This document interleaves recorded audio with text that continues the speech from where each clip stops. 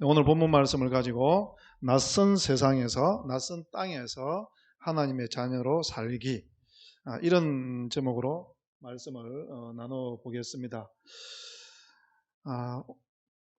요즘 우리가 살아가는 이 세상이 참 낯선 풍경을 보여줍니다. 모두가 마스크를 끼고 또 서로가 만나는 것을 피하고, 혹시 옆에 있는 사람이 나를 스쳐가면 혹시 무슨 일이 있는 건 아닐까, 그런 염려를 하고, 또 직장인들은 집에서 근무를 하기도 하고요. 또 교회 예배는 어떻습니까? 이렇게 우리처럼 얼마나 이 낯선 이런 예배를 드리고 있습니까? 이런 중에서도 또 세상은 참 소란스럽고 낯설게 돌아가는, 저도 지금까지 살면서 세상이 변화되는 것들을 많이 경험했지만 지금과 같은 이런 상황은 참 처음인 것 같고 좀 당황스럽기도 합니다. 그런데 정작 정말 낯선 세상을 살았던 사람은 지금 우리보다 어쩌면 요셉이라는 사람과 다니엘이라는 사람이 아니었을까. 오늘 본문 속에 있는 다니엘, 이스라엘에서 촉망이 있는 사람이었고 미래가 있는 괜찮은 이 사람이었죠. 그런데 어느 날 갑자기 그의 미래는 없어졌고 그의 삶은 포로라는 나락으로 떨어지게 됩니다. 포로가 된 것으로 끝난 것이 아니라 그는 환관이 되어서 남자 구실을 할 수도 없고, 이제 예루살렘으로 돌아간다고 할지라도 성전에 가서 예배 드릴 수 있는 희망은 하나도 없어져 버린. 여러분, 또 어쩌면 다니엘은 그런 것보다 더 힘들었던 것은 예배 드리지 못함이었지 않았을까. 지금 우리 한국에 신앙이 있는 사람들이 몇 주 예배를 못 드리면서 여러 가지 말들이 있지 않습니까? 여러분, 다니엘은요, 하루에 3번씩 이스라엘에 있을 때 제사를 드리는, 우리말로 하면 예배를 드리는 그런 신앙의 전통, 그런 신앙을 하면서 살아왔습니다. 근데 바벨론에 끌려갔을 때는 어떻습니까? 성전이 없으니 제사 드릴 수가 없어요. 한 주가 아니라 평생을 이제 성전에 가서 예배 드릴 수 있는 상황은 없습니다. 성전은 무너졌고 제단은 없어졌어요. 이 낯선 바벨론 땅에서의 다니엘의 삶, 여러분, 이것을 우리가 한번 깊이 생각해 보면 우리가 이 낯선 이 상황에서 어떻게 하나님께 예배하고 어떻게 우리 신앙생활을 지켜갈 수 있을지, 또 하나님은 우리에게 어떤 축복을 주실지, 이것을 다니엘서는 우리에게 가르쳐 주고 있습니다. 오늘 이 본문 말씀을 가지고 우리가 이 낯선 상황 가운데서 어떻게 하나님께 예배하며 또 하나님께서는 어떻게 우리의 축복할 것인지를 살펴보도록 하겠는데요. 먼저 여러분, 다니엘이 처했던 그 상황을 깊이 이해할 필요가 있습니다. 조금 전에 제가 말씀드렸던 대로 다니엘은 예배가 목숨처럼 귀한 사람이었어요. 정말 칼이 들어와도 예배를 지켜야 되는, 예배 없으면 아무것도 아닌 그런 지금까지의 삶을 살아왔던 사람입니다. 그런데 다니엘은 어떻게 이 바벨론 땅에 가서 성전이 없는 곳에서 하나님께 여전히 예배하며, 그 땅에서 어떻게 여전히 하나님을 경험하며, 그 땅에서 어떻게 하나님의 이름에 영광을 드리는지를 우리 짧은 시간에 우리 나눠볼 수 있도록 그렇게 하겠습니다. 먼저 8절을 우리 함께 읽겠습니다. 8절 읽겠습니다. 시작. 다니엘은 뜻을 정하여 왕의 음식과 그가 마시는 포도주로 자기를 더럽히지 아니하리라고, 자기를 더럽히지 아니하도록 법관장에게 구하니. 아멘. 여러분, 다니엘은 그런 상황 가운데서 뜻을 정했다. 뜻을 정했다. 결심했다는 거죠. 성전이 없고 이전에 드렸던 그런 예배는 드릴 수 없지만, 내가 이 바벨론 세상 끝자락에 와 있지만 내가 하나님의 아들이라는, 하나님의 딸이라는 그 정체성 잊지 않겠다. 할렐루야. 여러분, 우리가 어떤 상황 가운데 빠질지라도 내가 하나님의 아들이고 내가 하나님의 딸이라는 이 사실을 잊지 않는다면 어떤 상황 가운데서도 우리는 예배 드릴 수 있을 것이고 하나님의 음성을 드러낼 수가 있을 것입니다. 중요한 것은 정신이 흐리멍텅해지는 거죠. 뜻을 정하지 않는 거예요. 대충 살아가는 거죠. 물에 물 탄 듯, 술에 술 탄 듯. 그냥 상황이 이러니 어쩔 수 없어. 여러분, 이렇게 다니엘은 살아가지 않기로 결심했다는 거예요. 여러분, 이 코로나19라는 상황 가운데서 그냥 대충 살아가지 뭐, 이런 생각, 여러분, 이런 생각을 물리치시기를 바라고요. 하나님 앞에서 내가 결심해야지. 어떤 상황 가운데서도 내가 하나님의 아들로서의 정체성을 잊지 말아야지. 이 생각을 다니엘은 딱 결심했다는 거예요.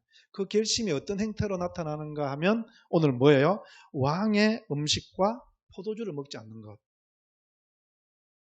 7절에 보면은요, 이 느부갓네살이 포로 끌려간 이 다니엘의 이름을 바꿔버립니다. 다니엘은요, 하나님의 아들이라는 뜻이에요. 하나님은 나의 왕이십니다. 그런데 벨드사살은 뭔가요? 벨의 하나님, 벨의 아들. 다니엘을 그렇게 바꿔버려, 이름을. 하나님의 아들이었는데 뭐라고 바꿔버렸다고요? 느부갓네살이 벨신의 아들, 이방신의 아들 이렇게 바뀌었어요. 근데 여러분, 놀라운 것은 다니엘은 그 문제 가지고 싸우지 않는다는 거예요. 그렇죠? 이름 바꾼 거 어쩔 수 없는 거예요. 남들이 나를 그렇게 부르는데 뭐 어떻게 하겠어요? 근데 중요한 것은요, 다니엘은 나는 그 대신 내 이름 바꾸는 거 가지고 나 싸우지 않겠어. 뭐가 싸운다고요? 내 먹는 것 가지고 싸우겠다. 왜 여러분 다니엘은 먹는 것을 가지고 싸웠을까요? 우리나라 정서 같으면 이런 가지고 싸워야 되겠죠? 대명분이 있죠. 어떻게 내가 하나님의 목사였다가 부처의 중이 된다. 이런 이름으로 살다 그러면 아마 나는 그럴 거예요. 내 목을 잘라라. 이렇게 될 거예요. 근데 다니엘은 그 문제. 외형적으로 내 모습 어떻게 드러나는지 나 상관하지 않겠다. 음식을 가지고 싸우겠다는 건 뭐예요? 내가 왕의 음식 먹고 왕이 주는 그 진미, 포도주 먹고 왕의 말하지 않겠다는 거예요. 여러분, 사람은요, 누구의 밥을 먹느냐에 따라서 그 사람 대변하게 되어 있습니다. 우리가 뭐 선거할 때도 그렇지 않습니까? 선거할 때도 뭐 우리 우스갯소리로 얻어먹고 찍지 마라 그러지만 얻어먹으면 찍게 되어 있어요. 열왕기상 18장 19절에 이런 말씀이 있습니다. 한번 같이 읽어보시겠습니다. 열왕기상 18장 19절 시작.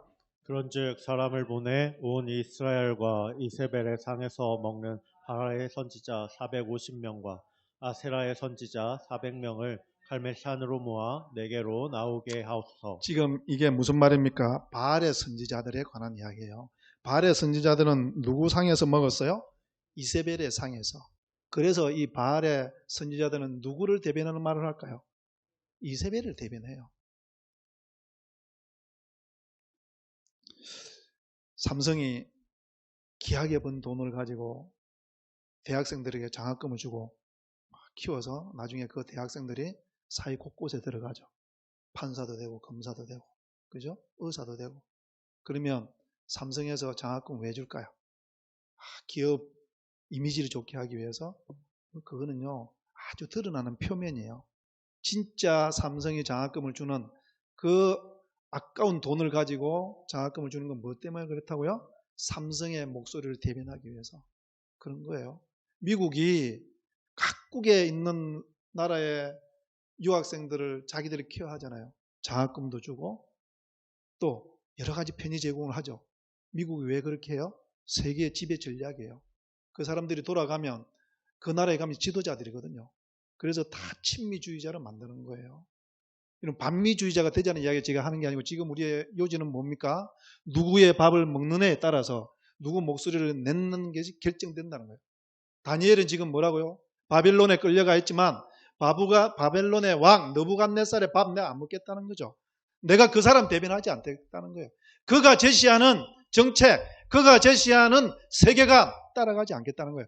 나는 하나님의 사람이고 하나님의 말씀을 먹을 것이고 하나님의 말을 하겠다. 이것이 다니엘이 뜻을 정한 것이죠. 사랑하는 성도 여러분, 우리가 이 코로나 상황을 보면서 이 한국 교회 가운데는요, 세상의 목소리가 들어와 버렸어요. 보수니 진보니 하면서 하나님의 목소리는 없어지고 세상의 목소리를 가지고 목소리를 냅니다.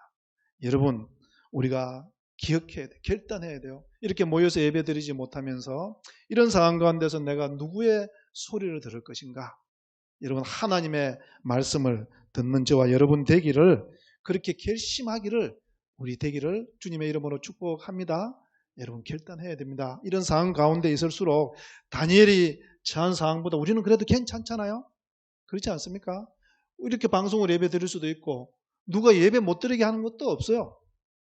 코로나 때문에 우리가 그 질병을 이기기 위해서 잠시 흩어져서 예배 드리는 것 뿐이에요. 근데 이 흩어져서 예배 드린다고 해서 예배자의 자세가 흐트러지고 대충 예배 드리고 목사가 대충 설교하면 그만두는 게 낫지 않겠어요? 그런 하나님이면 우리에게 무슨 소용이 있겠어요? 여러분, 우리의 삶을 주장하지 못하고 내 생각을 주장하지 못하는 하나님이면 그 하나님은 믿지 않는 게 나아요. 여러분, 다니엘은 바빌론에 갔지만 뜻을 정했어요. 사랑하는 성도 여러분, 우리는 세상을 살아가야 돼요. 바벨론 같은 세상입니다. 우리에게는 낯설어요. 저는 이 세상이 정말 힘들어요. 1등 해야 되고 돈 많이 벌어야 되고 남을 이겨 먹어야 되는 이 바빌론의 세상, 바벨탑의 세상, 남을 밟고 일어서지 않으면 내가 죽어야 하는 이 세상, 나는 적응하기가 어려워요. 그렇지만 여러분, 어쩔 수 없어요. 우리는 이 세상을 살아가야 돼요.